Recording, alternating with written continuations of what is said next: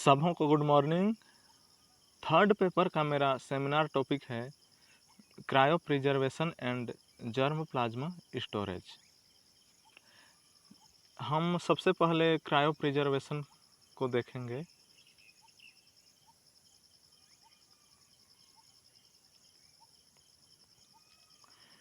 Cryo preservation का मतलब होता है ठंडी अवस्था में प्रिजर्व करके रखना। ठीक है, तो क्रायो प्रिजर्वेशन जो शब्द है वह दो शब्दों से मिलकर बना है। क्रायो जिसका मतलब होता है ठंडी अवस्था, प्रिजर्वेशन अर्थात संरक्षित करके रखना।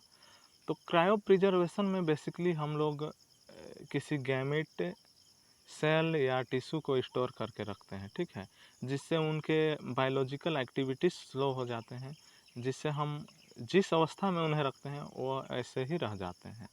मान लीजिए हमने गैमेट को प्रिजर्व किया है, तो इसमें उनका बायोलॉजिकल एक्टिविटी जो होता है वह स्लो हो जाता है, जिसके कारण हम जैसे रखे हैं वैसे ही रह जाते हैं। ठीक है, इसमें हम animal and many genetic drift को वायरस या बैक्टीरिया के संक्रमण से प्रोटेक्ट करने के लिए क्रायो प्रिजर्वेशन करते हैं। ठीक है, इसे हम ऐसे डिफाइन कर सकते हैं। देखिए definition, cell, tissue, organ and embryo को लिक्विड नाइट्रोजन के -196 डिग्री सेल्सियस पर जीवित अवस्था में रखने को क्रायो प्रिजर्वेशन कहते हैं, और इस विज्ञान को हम क्रायोबायोलॉजी कहते हैं।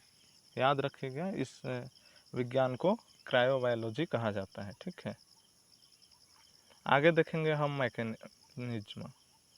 तो क्रायो प्रिजर्वेशन के मैकेनिज्म में कौन कौन से प्रोसेस फॉलो होते हैं उन्हें देखेंगे। सबसे पहले यह सेल के अंदर प्रेजेंट वाटर का लिक्विड से सॉलिड में ट्रांसफ़र पर आधारित है। ठीक है, तो सेल के अंदर प्रेजेंट जो वाटर होते हैं उनका सॉलिड से लिक्विड से सॉलिड में ट्रांसफ़र पर बेस्ड है। दूसरा, कोशिका के अंदर उपस्थित वाटर का टेम्परेचर बहुत ही कम 196 डिग्री सेल्सियस तक किया जाता है। इसमें जो सेल वाटर होता है उसका टेम्परेचर 196 डिग्री सेल्सियस तक किया जाता है। ठीक है, अगला, सेल वाटर का फ्रीजिंग पॉइंट -68 डिग्री सेल्सियस होता है, जबकि प्योर वाटर का फ्रीजिंग पॉइंट 0 डिग्री सेल्सियस होता है। आप लोगों को पता होगा कि प्योर वाटर का फ्रीजिंग पॉइंट जो होता है वह 0 डिग्री सेल्सियस होता है, पर सेल के अंदर जो वाटर होते हैं, जीव द्रव्य होते हैं, उनका फ्रीजिंग पॉइंट -68 डिग्री सेल्सियस होता है। ठीक है, आगे देखते हैं प्रोसेस ऑफ गैमेट प्रिजर्वेशन। तो हम क्रायो प्रिजर्वेशन में किन किन का करते हैं क्रायो प्रिजर्वेशन? गैमेट या टिश्यू या किसी ऑर्गन या किसी सेल का हम क्रायो प्रिजर्वेशन करते हैं। तो यहाँ हम गैमेट के प्रिजर्वेशन के बारे में देखेंगे। ठीक है, गैमेट के preservation, process of gamete preservation. इसमें कुछ पॉइंट्स होते हैं, जैसे देखते हैं हम। पहला, ऑब्टेन सीमेन सैंपल। सबसे पहले हम सीमेन सैंपल को फर्टिलाइजेशन के 60 से 90 मिनट पहले कलेक्ट किया करते हैं। ठीक है, और उतने ही संख्या में कलेक्ट करते हैं जितनी संख्या में हम क्रायोप्रोक्टेंट्स और लिक्विड नाइट्रोजन लेंगे। ठीक है, तो क्रायोप्रोक्टेंट्स एंड लिक्विड नाइट्रोजन इसलिए लेते हैं, उसे मैं आगे बताऊंगा। लिक्विड नाइट्रोजन के बारे में बताता हूँ। लिक्विड नाइट्रोजन इसलिए लेते हैं क्योंकि वह -196 डिग्री सेल्सियस तक लिक्विड अवस्था में ही रहता है। ठीक है, और क्रायोप्रोक्टेंट्स जो होता है वह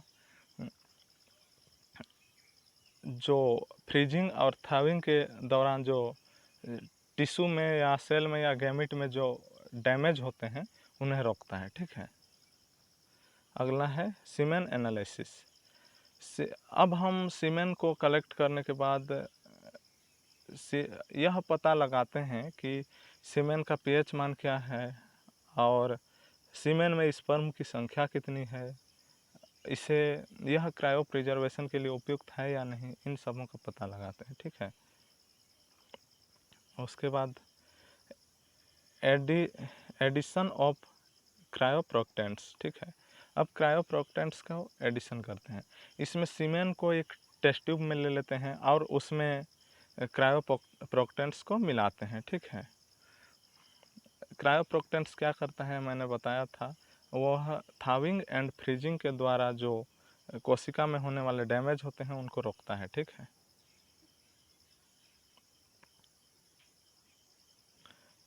अगला पॉइंट है फ्रीजिंग।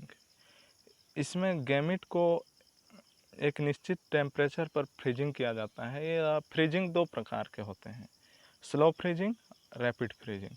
स्लो फ्रीजिंग देखते हैं। स्लो फ्रीजिंग में इसमें हम बहुत धीमी धीमी गति से फ्रीजिंग करते हैं। इसमें किया ही वैसे जाता है, धीमी गति से फ्रीजिंग। पहले 0 to 20 डिग्री सेल्सियस, फिर बढ़ाते हैं, फिर बढ़ाते हैं, ऐसे 0 से 100 डिग्री सेल्सियस बढ़ाते हैं। ठीक है, इसमें कुछ खास बातें होती है। देखिए, इसमें extra cellular ice crystal formation होता है, but intra cellular ice crystal formation नहीं होता है। दूसरा देखिए, generally slow freezing computer control machine द्वारा होता है। तो एक कंप्यूटर कंट्रोल फ्रीजिंग मशीन होता है, उसी के द्वारा स्लो फ्रीजिंग कराया जाता है। ठीक है, और एक होता है रैपिड फ्रीजिंग। तो रैपिड फ्रीजिंग में बहुत तेज़ी के साथ जल्दी गति से फ्रीजिंग होता है। इसमें यह फ्रीजिंग जो होता है वह बहुत सरल और सिंपल होता है। ठीक है, और इसमें बहुत जल्दी होने के कारण जो टिश्यू के बायोलॉजिकल चेंजेस होते हैं या गैमिट के, वो नहीं हो पाते हैं। ठीक है, बहुत कम चेंजेस होते हैं। आगे देखते हैं।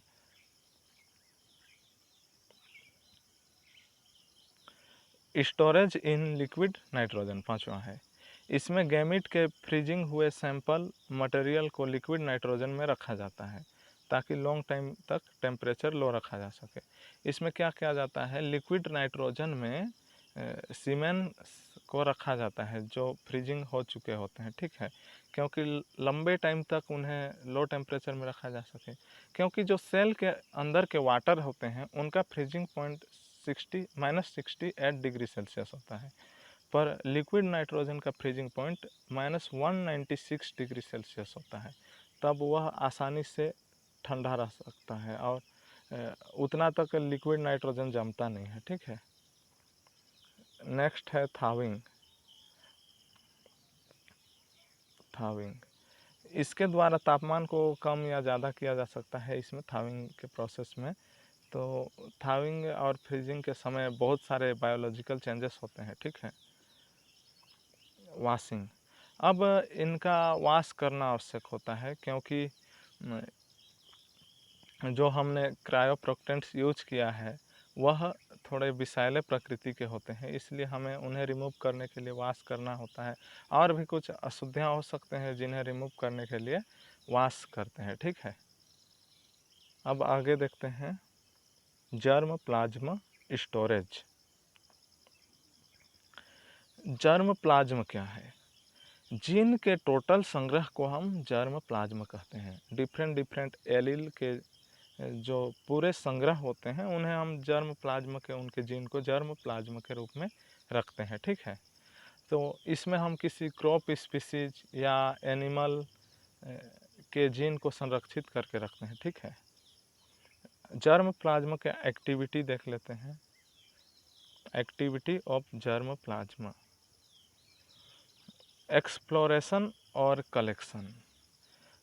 किसी अलग अलग जगह जाकर जर्म प्लाज्मा को एकत्रित करना कलेक्शन कहलाता है, और कलेक्शन के लिए ट्रिप करना एक्सप्लोरेशन कहलाता है। यानी हम जर्म प्लाज्मा अलग अलग जगह जाते हैं, वहाँ से एकत्र करते हैं, उसे हम कलेक्शन कहते हैं। और कलेक्शन करने के लिए हम यहाँ से वहाँ ट्रिप यात्रा करते हैं, उसे एक्सप्लोरेशन कहते हैं। ठीक है, हम जर्म प्लाज्मा कलेक्शन कहाँ कहाँ से कर सकते हैं? किसी जीन बैंक, डीएनए बैंक, ऐसे बहुत सारे होते हैं जहाँ से हम जर्म प्लाज्मा कलेक्ट कर सकते हैं। अगला होता है cryo preservation, sorry conservation. Conservation में जेनेटिक डाइवर्सिटी को प्रोटेक्ट किया जाता है, यानी जो हमने जर्म प्लाज्मा कलेक्ट किया है उन्हें हम संरक्षित करके रखते हैं। ठीक है, आगे देखते हैं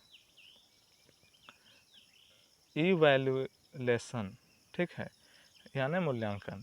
तो जर्म प्लाज्मा के संग्रह करने के बाद उनके रूपात्मक या शारीरिक या फिर विकासात्मक चरित्रों को जानने के लिए हम उनका व्यवस्थित रूप से मूल्यांकन करते हैं, उनके बारे में जानते हैं। ठीक है, अगला है डॉक्यूमेंटेशन। अब जर्म प्लाज्मा के बहुत सारे स्पीसीज वैरायटी अलग अलग जब हम कलेक्ट कर लेते हैं, उनका मूल्यांकन कर लेते हैं, उसके बाद में हम सारे के सारे का उनका वैरायटी, उनमें जितने भी उनके बारे में जानकारी हो उनको डॉक्यूमेंटेशन करके रखते हैं। ठीक है, उनका एक सारणीबद्ध करके रखते हैं उन्हें। अगला होता है डिस्ट्रीब्यूशन। इसमें जो रिसर्च प्रोग्राम के हेड होते हैं वह जर्म प्लाज्मा को अपने स्टूडेंट में डिस्ट्रीब्यूट करेंगे या फार्मर को डिस्ट्रीब्यूट करेंगे, ताकि उनके बारे में और ज़्यादा जानकारी प्राप्त किया जा सके उनके उगा कर। ठीक है, फार्मर तो खैर उन्हें उगाएंगे पर वहाँ से लेके। ठीक है, अगला होता है यूटिलाइजेशन। इसके अंतर्गत हम पौधों की वैरायटी को सुधारते हैं। यूटिलाइजेशन का कार्य, यूटिलाइजेशन में हम पौधों के अलग अलग वैरायटी को सुधारते हैं और एक नए प्रकार का पौधा डेवलप करने का प्रयास करते हैं। ठीक है, यहीं तक था मेरा टॉपिक। धन्यवाद।